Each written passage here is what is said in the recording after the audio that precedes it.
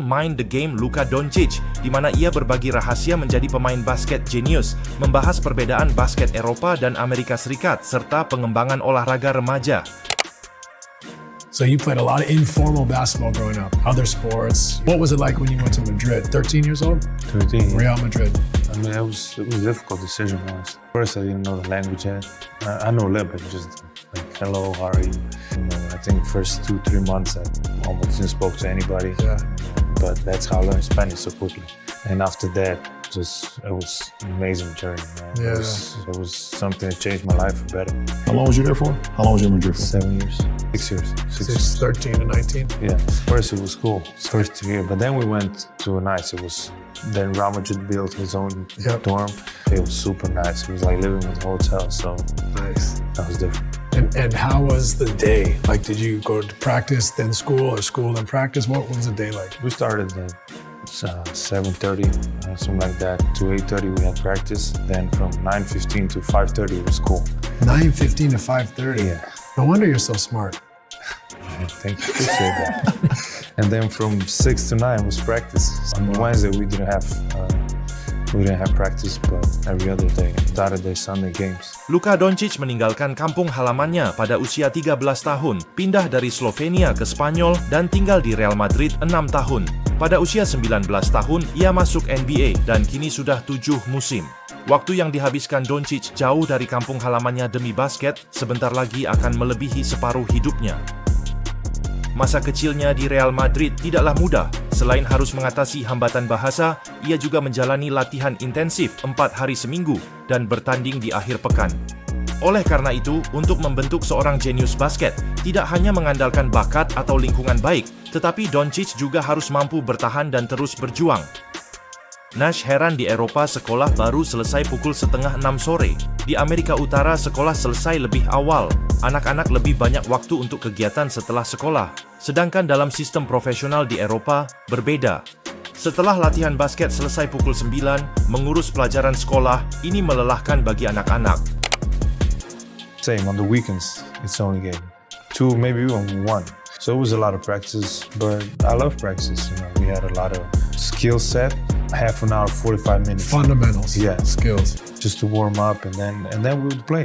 A lot of different exercise playing. It's not just 5-on-5, 3-on-3. It's advantage, 4-on-3, 2-on-3. Learning to read, learning to react. Like, that was an emphasis in Europe. Yes. That's the biggest difference Yeah. between youth basketball in Europe and America is that it's the development skill, the fundamentals are not expressed. It's like, just play. Just play, and a lot of guys and a lot of kids are not developing their skill. They're not developing the fundamentals. Like you just said, there was times during practice that it was all about, advantage basketball. Instead of reading the game that way, a lot of kids think, when we grew up, if I have 2 on the ball, then I have to figure out a way how to get around this guy or split the double team.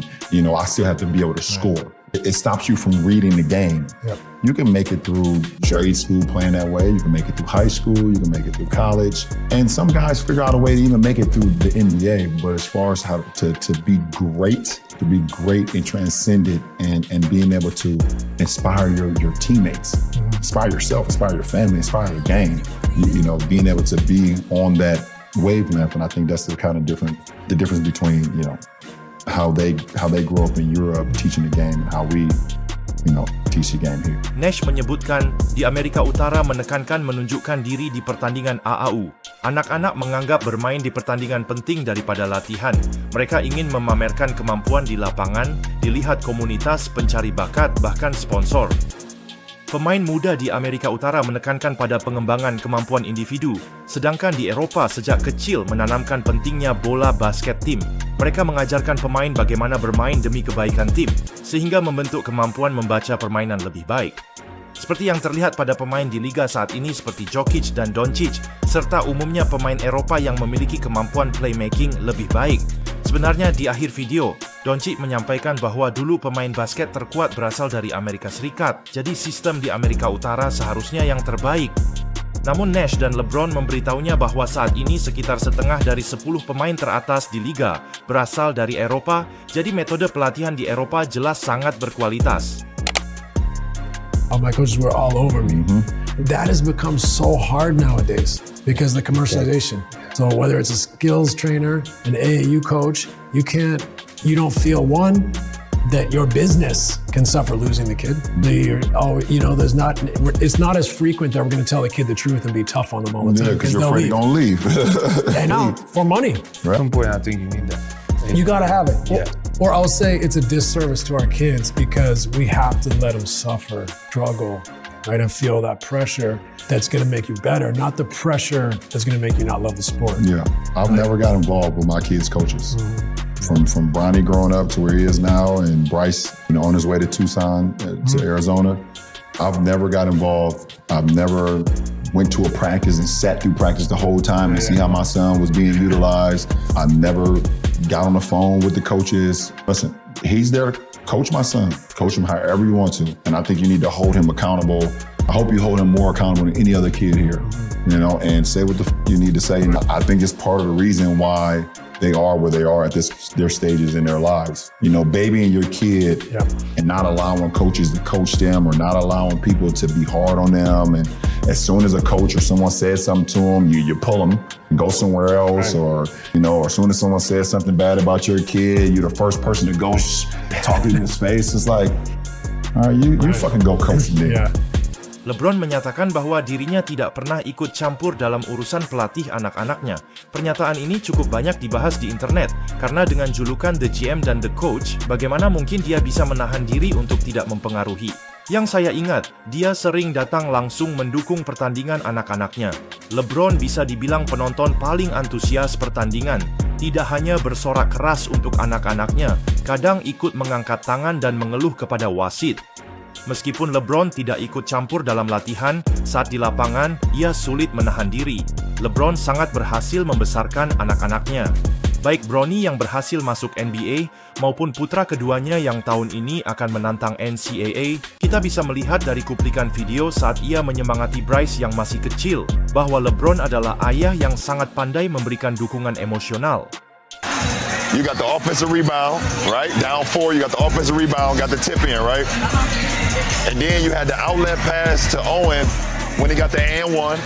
And then you made the last swing to him for the game winner. You know what I'm saying? So like if you missing shots or making shots, don't worry about it, kid. You played a hell of a game.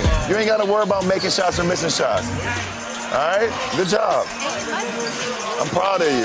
Proud of you, man.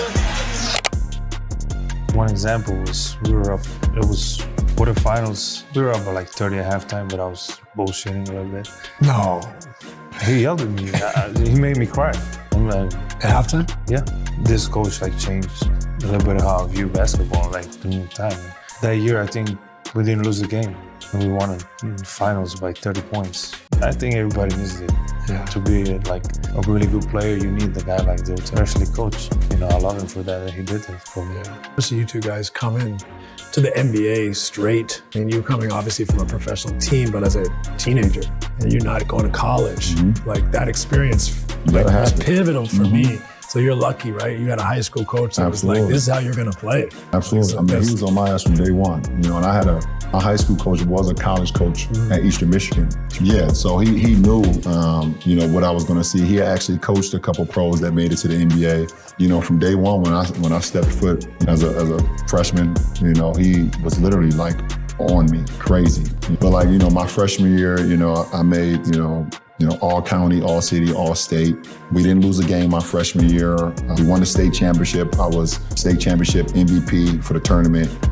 So I come in first practice my sophomore year. I'm kind of feeling myself a little bit. We won it all. I'm getting a little praise, whatever. First day of practice my sophomore year, he kicked me out of practice. Just to put the marker down. Yeah, just to put the mark. He looked at me and said, best sophomore in the country, my ass. Get the fuck out of here. And kicked me out of practice my sophomore year. And I was obviously pissed off. What the fuck is wrong with you? Why is he picking on me? They were picking on me. He set the tone. He set the tone for that season. It's like, I'm not going to even allow you to even think about getting overly confident or having a big head coming in here. This shit is not about you. It's about what we're trying to build. And I still, a lot of the things that I learned from him, I still just use to this day, just being held accountable and, being a player's coach, being able to be coachable, and You know, so absolutely, just having that tough love. He gave you a gift that day. Absolutely. But you don't realize it at the moment. I mean, you know how many practices we've been in, and for us to be able to remember 2 moments in our careers, you know, that let you know that shit is instilled in our brain, and it played a part of who we are today. Dalam segmen ini, Doncic dan James berbagi 2 momen penting yang memengaruhi perjalanan mereka di dunia basket. Doncic yang dimarahi sampai menangis saat kecil benar-benar kasihan, sedangkan James yang dijuluki anak emas memang dulu agak sombong, sehingga pelatih harus menahan keangkuhannya. Banyak orang mengingat Mike Brown yang dijuluki Little Emperor Towel Rack, padahal sebenarnya dia adalah pelatih yang sangat tegas. Hal ini masih bisa terlihat dari rekaman-rekaman terbaru saat ia melatih Kings dalam beberapa tahun terakhir.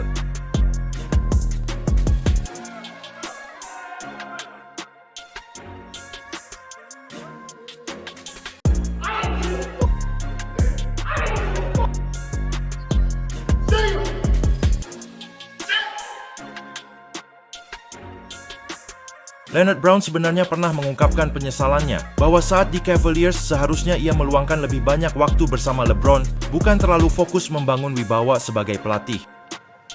Terakhir kita lihat di Lakers, meski JJ Redick adalah pelatih rookie, namun ketika anak asuhnya tampil buruk, ia juga langsung turun ke lapangan dan memarahi mereka. Inilah juga alasan mengapa James mengatakan, jangan sampai kata-kata pelatih memengaruhi emosi, melainkan carilah pesan di baliknya untuk membantu permainanmu sendiri. Our kids are a little bit corrupted, partly by social media, that it's about his bag. He's got this. What can he do here? What can he do that? What does it even mean? Right. Bag? Bag of tricks. But you know, like, think about it. You made a couple tonight, crazy shots. You made a couple tough fadeaways tonight. But the reason you guys are great players, because most of the time you can do the easy shit. Get to the rim, finish, make your free throws, make your open threes. Okay, then you get to the step back, boom. The game is won on making fundamental plays, not your bag. I know they don't talk about that in Europe when you're growing up. Yeah, right? no, I never heard the thing bag. When I was growing up, it wasn't talked about it. Like the least amount of dribbles to get where you need to get to was when I grew up watching. Efficiency. Michael Jordan wasn't out there dribbling 1,000 times, you know, to get to the spot. He'd get to a spot and raise. You know, Isaiah Thomas, as great of a handle Isaiah Thomas had, Isaiah get to a spot and raise. You know, all these great players, you know, that I grew up watching and admiring. Penny Hardaway, yes, they could dribble the basketball, but it's no Tracy McGrady. Even as great as Tracy's handle was, I see it all the time. It was like, you know, I'll be on social media, like LeBron has no bag. It's like, I'm sitting over here with What is that? LeBron has no bag, and I'm sitting like at 50 billion points. Right. Leading scorer of all time in the NBA, no bag. It's like, it's just That proves the point. Just play the game the right way. And I hope that our generation, you know, our younger generation, don't get, you know, swamped by saying, okay, I need a bag, I need a bag, I need a bag. Like, work on your game, know what you're going to be good at in order to help the team and prove the next year to be a better player. You know, if you come in as a guy that's my offensive game is not developed, come in, you defend, you get extra possessions, you get extra rebounders for the guys. Okay, and then next year you work on your game in the offseason. It's only 1 or 2, if you want to, 3 guys maximum. That's going to be handling the fucking ball anyways. We don't need you to have a bag. It's only going to be, you know, we have the luxury of having 3 guys, you know, us 2 and AR, but not many teams have 3 guys that's going to be handling the ball like that anyways. You can make $200 million in the NBA if you defend and shoot a corner 3-pointer. Yeah, one more important thing is for guys, know your role. Know what you do good and do that. You know, don't do something that you're not good at. It's not gonna help. It's gonna expose you. Such an important part of winning teams is knowing your role. When guys start to have the wrong perspective on their role, team is going down the other way. How do we get kids to appreciate the fundamentals rather than the highlight reels, the mixtapes? Bag mengacu pada teknik atau keahlian khusus. Seperti dalam video ini, pemain Zebra menunjukkan kemampuan dribbling dan tembakan 3 angka. ESPN memberi keterangan, Victor Wembanyama Bag is tough. Banyak pemain muda ingin menunjukkan diri mereka seperti, saya bisa melakukan ini, saya juga bisa melakukan itu. Bag of Tricks menunjukkan bahwa dia memiliki keterampilan, sedangkan seberapa tinggi level keterampilannya dan apakah itu bisa membantu tim, belum tentu. James menyinggung para haters yang mengkritiknya. Dia tidak punya keahlian atau teknik khusus, mengandalkan fisik untuk bertahan di NBA. Bahkan di PTT, julukan favorit untuk LeBron adalah Bunga. Dulu dia hanya mengandalkan fisik dan akan cepat meredup, tapi bunga itu sudah mekar 20 tahun. LeBron tak perlu membuktikan apa-apa lagi. Dari teknik membelakangi ring, tembakan 3 poin, hingga gaya bermain tanpa bola, 22 musim, terpilih tim tahunan, dinobatkan raja pencetak poin, dan meraih 5.000 poin dalam kariernya. Pencapaian belum pernah ada dan mungkin tak akan terulang. Inilah balasan terbaiknya untuk para haters itu. Terima kasih kepada Mind the Game yang kembali menghadirkan konten luar biasa, dan hari ini videonya juga sampai di sini dulu.